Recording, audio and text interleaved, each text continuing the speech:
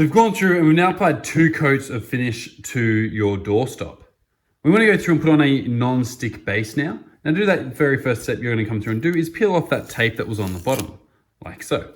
From there, we need to mix up some epoxy. Now we're using an epoxy, which is a 2-part glue. It's got 1 part resin, 1 part hardener. And in this case, it's a 50-50 split. Not all epoxies are a 50-50 split. So you're going to need to check the instructions on the epoxy that you're using. Today I'm just using the one by Gorilla, and it's a clear epoxy that sets in approximately 5 minutes. Now, with epoxy, it's always very important to go through and mix it up on a piece of scrap timber or board. The reason we do that is because you don't want it on your desk or anything else. It is a pain to get rid of and to clean up. I'd also recommend that you use gloves. Squeeze a small amount out, and for me, that's gonna be heaps.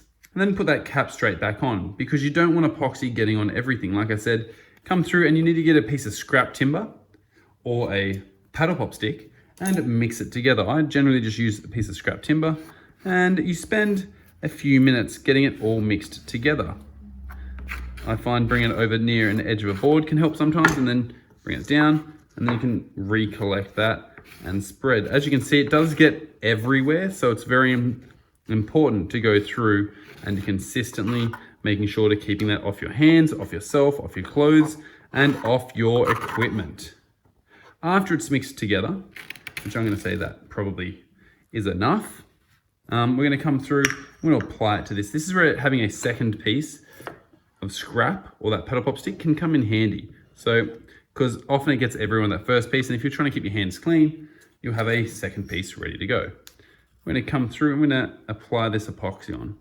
Now, we just want it on the bottom. We do not want it on the sides, and we don't need heaps of it here. We just need a nice, even coat spreading the entire way along.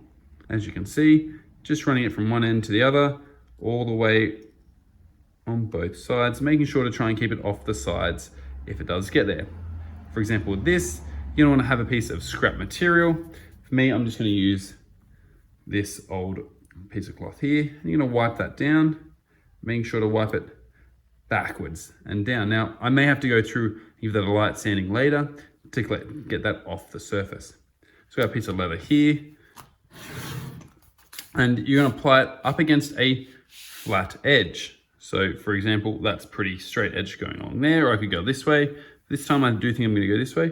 You're going to place that down, sitting on there, like so. Push it down, and then from there, I do recommend clamping it to the bench.